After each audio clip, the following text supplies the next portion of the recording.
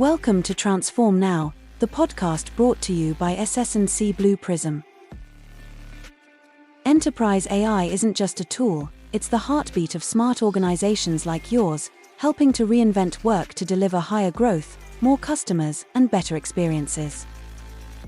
Join us as we discover how AI-powered work orchestration and automation is making things better for everyone: customers, employees, shareholders, and most importantly, you. Let's get into the show. Hello everyone, Brad Hairston here. Welcome to Transform Now. My guest today is Kelly Monahan, the founder of the Upwork Research Institute, where she leads their Future of Work research program. Kelly is also an author. She's been featured on TED Talks. She has several degrees, including a PhD in organizational leadership. Kelly, I'm extremely happy to have you on. Welcome. Why don't you tell us a little bit more about yourself? Thanks so much, Brad. No, it's a pleasure to be here. So, maybe to get a little bit more personal outside of the bio, I actually started my career in HR. And the reason was I grew up in Rochester, New York, and anyone who's familiar with Rochester probably remembers Kodak.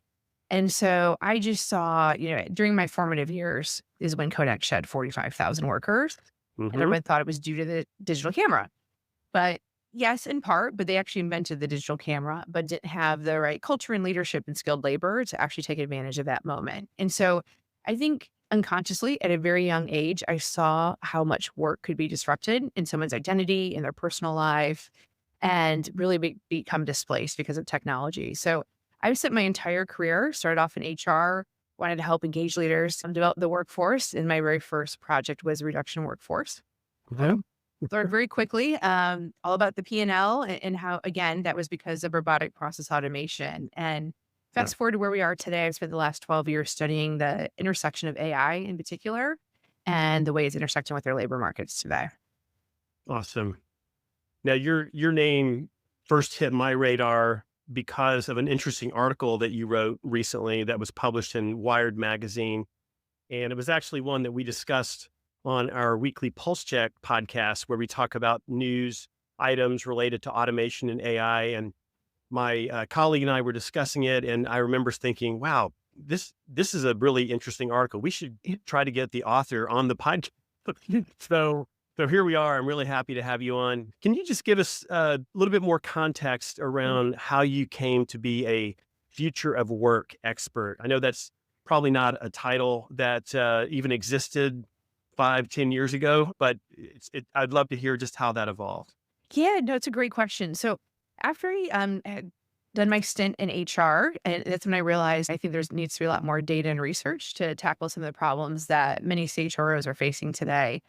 And after my PhD program, I got recruited from Deloitte, and they were starting their very first future of work kind of think tank within Deloitte. And the reason was this is about 2016 or so. Clients started to ask Deloitte, what is the future of work? And how should we be thinking about that? And so that's how my work really evolved. I had the opportunity to work with some really great researchers and partners at Deloitte. And we kind of came up with this framework where we thought about the future of work in three ways. Who's working and how that's changing. So from a demographic perspective, from a freelancer gig perspective, what the work is. Because of artificial intelligence. And again, this is back in 2016, before it was really agentic AI and these large language models. But we knew that algorithms in general were going to disrupt the knowledge workforce. So what people were working on was going to change. And then, again, before it was mainstream because of the pandemic, where people were working and trying to really understand how far apart, whether it was manufacturing or knowledge work, how far apart you could move the actual location of work and really begin to globalize the market. So that is when I started. That's been a helpful framework that I still used often today, to be honest with you, almost 10 years later, to really begin to understand what is actually different today, because everyone's talking about the future of work, but a lot of it's like evergreen issues that people have been tackling for the last 75 years. We just haven't quite figured out. Yeah. Well, you spent much of your career researching the future of work, as you described. How has your perspective on AI's role in shaping workforces changed over that time frame? Yeah. Well, Brad, I'm going to be honest with you. So I gave a TED Talk in 2019, and it was really about what humans need at work. At the end of the day, is what the core talk was about. But I was weaving in artificial intelligence, and I Mhm. made this statement in 2019 that said, my nephew, who was 5 years old at the time, is much more intelligent than artificial intelligence. At the time, AI was really confined to a particular domain. It could not Mhm. context switch. The examples that we often gave was the Netflix algorithm. That algorithm was really good on Netflix, Mhm. useless anywhere else outside of that platform. Right. That has changed upside down. And I think that is probably where I'm humbled a bit as a researcher is how quickly we've moved from that paradigm of Mhm. confined algorithms into large language models and, really soon to be agentic AI that's now making decisions and executing on Oh, your behalf. So to me, it's a complete game changer that if we're going to be honest, when I'm thinking about going back in 2016, 2017 at Deloitte, I think we thought was probably 20 years off, not necessarily yeah. 10. Wow. One thing I wonder about is the next generation of workers, are they as mindful of the future of work and how things are changing as they need to be? Looks like there's still a lot of people going into accounting degrees and journalism and professions that some say won't even exist in 5 years, 10 years. So what's your perspective on that? Yeah, I've done a lot of work right now, also researching and studying Gen Z in particular to try to Mhm. understand. I mean, they just passed baby boomers last year in terms of their share within the workforce. So we have no more Gen Zers today than baby boomers in the workforce for the first time. I think there's two things going on. One is a paradigm shift of where Gen Z is placing work. So, Mhm. if you go, this is actually Deloitte research.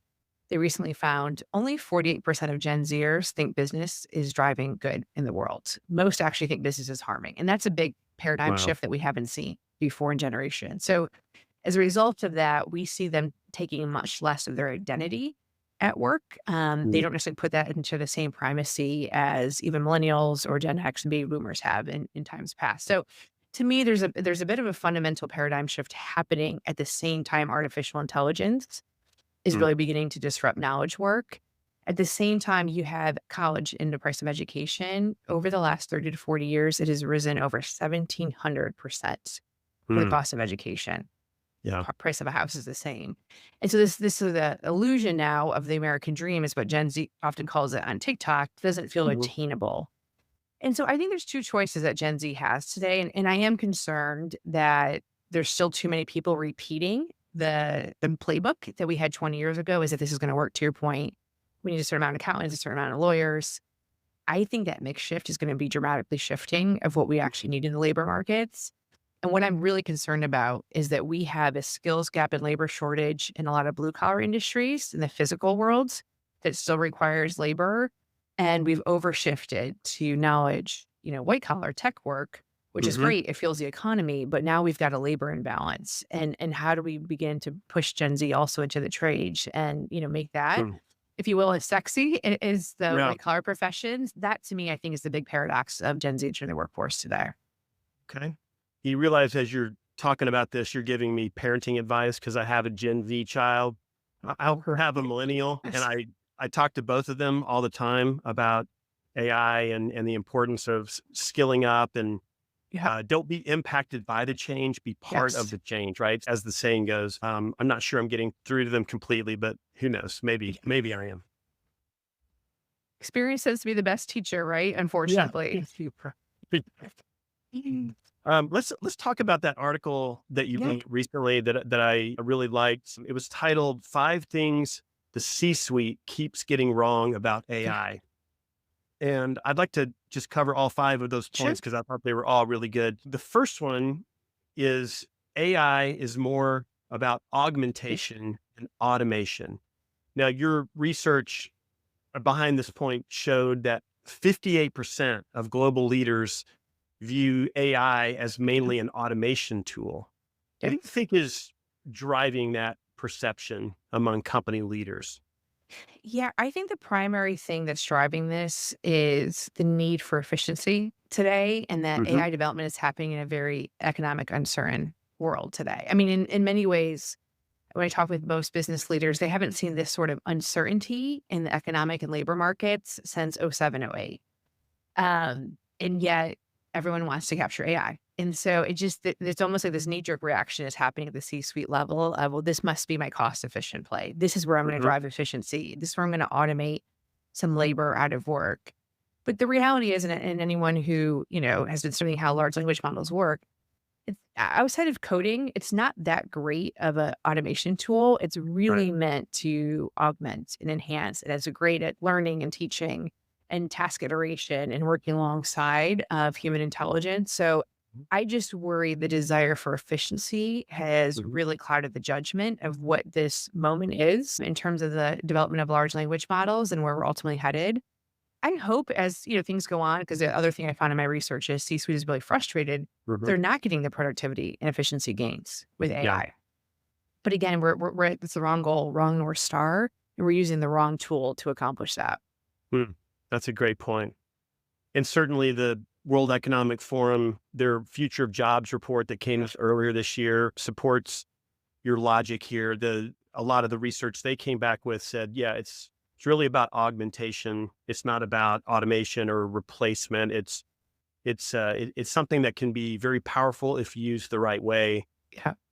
The second the second thing that the C-suite keeps getting wrong, in your opinion, AI's managerial role is limited. Now, this one really surprised me. The idea that leaders have this expectation that AI will be coordinating projects, supervising people. So tell us more about how this surfaced in your research.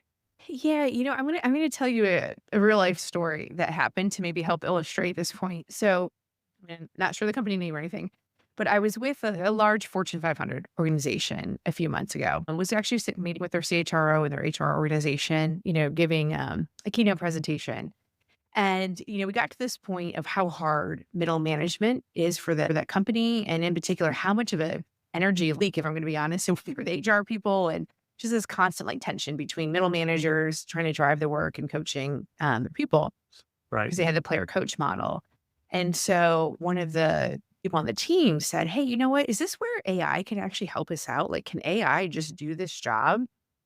And it was a little bit in reaction. There was this research that come out last summer that showed 47% of Gen Z actually preferred ChatGPT as a manager coach than their human manager. So Wow. that was a reaction response. And, I was kind of driving the conversation of how could this be? Like, what's happening here? That a chatbot has overtaken what people prefer in terms of coaching and learning than a human. And I think the CHRO said something really profound and just something that's somewhat controversial still, Yeah. which is middle management is costing businesses and organization so much overhead, money. I was at Meta for a while. Mark Zuckerberg also was trying to figure out how do we cut some of that just bureaucracy Mhm. that arises in large organizations. And, the CHRO said, I'm okay with this happening. Like, if this is a good use case for AI, let's Mhm. deploy it this way and have it act as middle managers. Now, why I disagree with that thinking and logic a bit is there's a couple reasons. We're underestimating the way that humans are actually wired to learn for long term sustainable Mm. learning, and also the way that we as social beings tend to pick up implicit knowledge, as an example.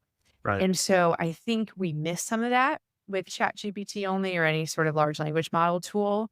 That yes, can provide some good coaching, can provide some good feedback. But the reality is, I don't think this should be the primary use case. We should be using AI right off the bat. I mean, I'm seeing that a lot of like, how do we cut back on the middle management layer and instead use AI? And the last thing I'm going to say about this, the reason why I think Mm. it's flawed thinking is I think we're misusing the role of middle managers to begin with. Too often, like anyone who's got an MBA, your MBA has taught you how to plan, direct, and control resources. That is exactly what AI is actually really good at. And it's not so good at the empathy, creative thinking, ethical judgment, the even at times context. And Yeah. so I don't know. I actually hope we lean more into that human side of middle management. And then the question is, do a lot of these people still want to be middle managers if that's what the job becomes more and more? Yeah. Fascinating. Well, the next point has a connection to this to some degree. The third item in your article is AI's impact on work is about tasks, not titles. So here you talk about how you unpack roles to isolate the tasks that are right for AI, and that's really critical. Maybe that's a step that some companies are not doing. So could you just elaborate on that a little bit more? Yeah, so I'm at Upwork, and Upwork is a freelancer platform that we match freelancers and obviously clients with projects. So we're a task-based, project-based inherent labor market. Hmm. And so it was interesting. What I began to see is that as ChatGPT came onto the scene more mainstream in November 2022, we saw certain tasks and areas on our platform become disrupted, but not Hmm. the whole thing. And, I did a lot of interviews at the time and even interviewing freelancers. They had said, hey, you know what? AI can do about maybe 25% of this task or 50% of this particular part of it, but Hmm. there's still XYZ that's actually the bundle of the work that I deliver. Right. And in a full-time employee model, that is multiplied by 10 in terms of the bundle of tasks that are being done. And so what I worry about, and this is just symptomatic of how economists and labor economists think about technology, is we always come from it from a substitution effect of Hmm. I have this new technology. How many people can I take out of the work, essentially, or how many roles can I take out of this? And what I'm concerned about is this isn't necessarily robotic process automation, where maybe that substitution made sense in Hmm. back offices. Instead, this is more of a general purpose technology. And as a result, it does not have a one size fits all. I'm not seeing easily identifiable substitution effects at an Hmm. actual role level. And I just worry just by the way that we have thought about technology for the last 20 years, we're still trying to find that substitution. And again, just like automation, this is not the right use case for these Hmm. particular technologies today. Totally agree with that. And I totally agree with your next point. AI adoption rates are not as high as the hype suggests. So, Kelly, Yeah. what do you think are the biggest barriers holding companies back from fully integrating AI into their operations? Yeah, I think a couple things. One, based on some of the dialogue we've just had, I think leaders are looking for the wrong use case. And so Hmm. as a result of that, AI is a very big investment. This is not a free technology. This requires, especially if any sort of company is going to, well, one, build any of their own foundational frontier models. That's extremely expensive. I think we'll only see a few of those arise. But then any sort of applications they're building on that and fine tuning and applying that within their own organization, I Hmm. continue to see cost being a big barrier in terprise of actually enterprise wide adoption. The second thing that I see in our research from leaders tell us is skilling. And so they don't have the skilling programs in place to actually utilize the benefits of AI.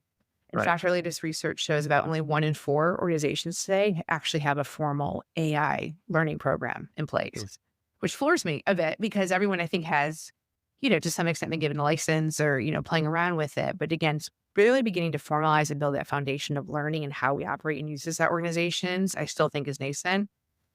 And then finally, it's still security concerns. So data privacy, security concerns, really trying to figure out how do we make sure that all of our IP doesn't start going into these models that then are being trained and can be leaked out in the mainstream use. So I think that those are the three things. It's cost, it's skilling, and it's data privacy that we still have to really figure out. Mm.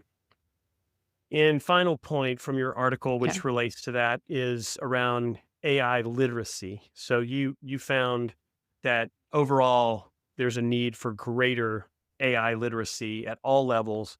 And there was a really interesting point you made in the article that your research suggests that AI is not being used as much by highly specialized professionals. I mean, that's kind of the assumption, right? In every company, you think, oh, there's a data scientist or there's a engineer. They're probably using AI, all the time, and yet you find out they're not. So, talk about that if you would. Yeah, no, it's a really interesting, again, like maybe paradox, I would say that's happening right now with this wave of AI adoption. And the reason why the highest specialized individuals in our workforce today, so again, a lot of that's going to be lawyers, engineers, doctors, as you mentioned.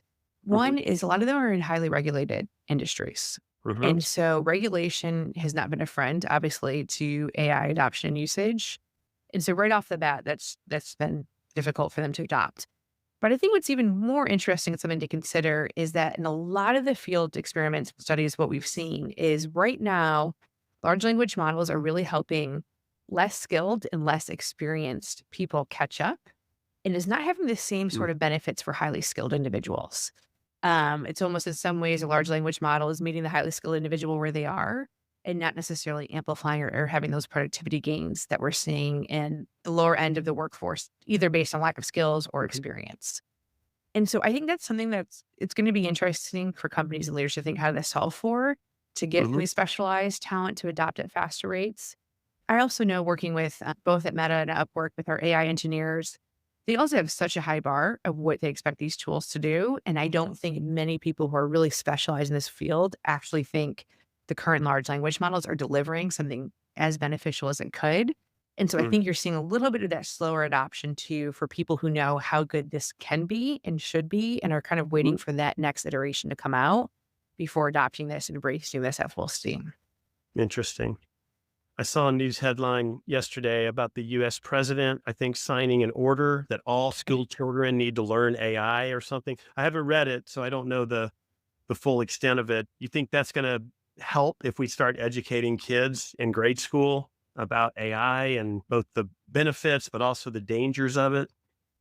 Oh, absolutely. I mean, I think it's funny. So my nephew's now 11, and him and Yeah. I go back and forth a lot on ChatGPT together, and Yeah. it's fascinating to see what children Mhm. they so inherently and organically come to this as, again, that augmentation tool, that play tool, that creativity. That to me is really, we almost as adults need to be adopting more of that childlike mindset that I think a lot of these children just have when they see new technology. There's no Mhm. fear.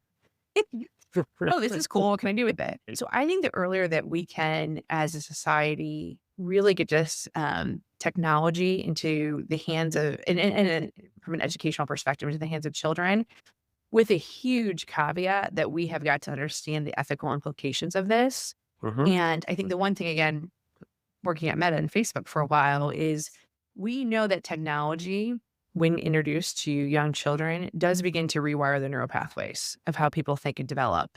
And so Mm. this artificial intelligence, I do think will change the way that we learn, acquire knowledge, the way that we likely interact with each other.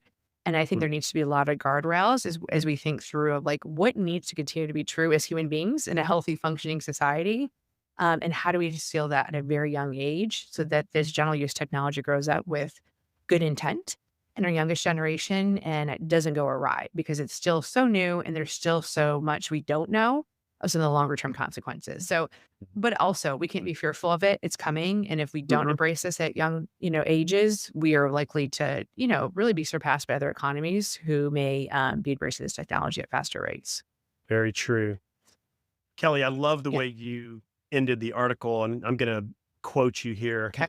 Remember that the best managers will always be the ones capable of empathy, strategic vision, and nuanced communication, traits that AI, for now, can only tangentially support. Shifting from a mindset of AI versus people to AI with people is not just a semantic difference, it's the key to unlocking AI's full potential for sustainable growth and innovation in the modern enterprise.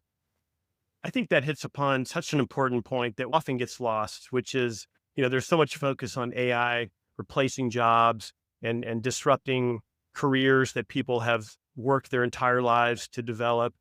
And people don't think about the fact that AI and automation ultimately have a goal of elevating humans and giving us work that's more fulfilling, that's more inspiring, that's more engaging because it's calling on our intrinsically human qualities. Mhm. And we're not spending as much time on the busy work and the Yeah. mindless stuff. So I love the point, and I thought it was a beautiful way to end that. Yes. Well, thank you so much for that, Brad. So the one thing that evokes, I had an opportunity to go to South by Southwest this year, and I was on a panel with Lucas, who leads the research over at Slack.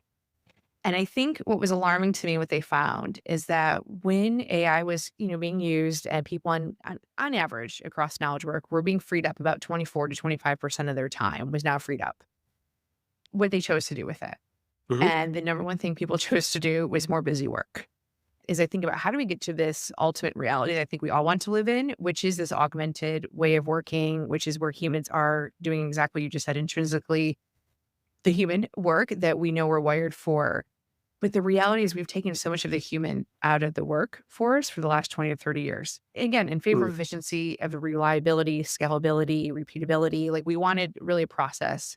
And we've done a phenomenal job at that. But now Mm. we're asking people, I need you to be creative. I need you to be innovative. I need you to figure out how to use your free time. But we've micromanaged for the last 30 years. We haven't given people free Hmm. time in the workforce. And so to me, I think this is the great crossroads we're at for managers and leadership today. And actually released a book earlier this year called Essential that really begins to unpack this from a leadership perspective. We desperately need to bring human intelligence back to the forefront of how we wire work, how we think about work, how we value work. And we've taken unintentionally a lot of that out. But now we're being required to put that back in. So how do we make sure as people have free time because of AI, they don't go back to busy work, more of the same, but we actually are beginning to drive greater value, creativity, and innovation. I think it's going to be a new muscle for many people to learn, to be quite frank. Beautiful. Love it. Kelly, you have written a book that was recently, you co-written a book that Yeah. was recently published. You mentioned the full title is Essential: How Distributed Teams, Generative AI, and Global Shifts Are Creating a New Human-Powered Leadership. Perhaps you could give us a little teaser on the book here as we wrap up today. Yeah, absolutely. Happy to do so. So, as I mentioned at the beginning of this podcast, I started my career in HR, and I was floored at how little data that was being surfaced or used to make decisions. Like, and if you think about it, like if there's going to be a long-term consequence decision, it's what you're doing with your talent. That impacts not just your organization, but the way that they're obviously showing up within their communities. And I really committed my career to trying to surface the people level insights that were required just to help balance the P&L data, the IT data with something else.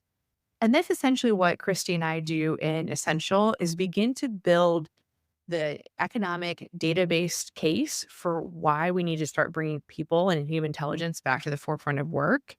Mhm. And really, it's the roadmap for how to do that. What are the 4 things people need in order to actually feel intelligent in the workplace? We begin to unpack that. And again, not in a way that feels soft or fluff or like a self-help book, but truly, this is what the research says.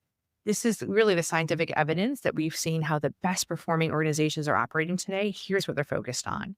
So that's a bit of a teaser for the book. I think if your audience is looking for, hey, managing people is hard and it's never been harder. Leading an organization today and making these decisions have never been harder.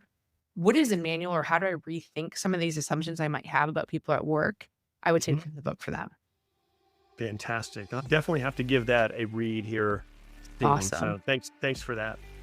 Well, Kelly, it's been a true privilege having you on. Your perspective on the future of work and where things are going and how leaders today have to take a different approach to the way that they manage their teams and even hire people as well. Everything's changing on requirements for roles, and new roles are emerging as well that are factored into this. So it's a dynamic and continually shifting environment out there, and you're certainly right on top of it. So thanks for being on and sharing your thoughts. Really, really appreciate it. And I wish you the very best. Thanks so much, Brad. I really appreciate it as well.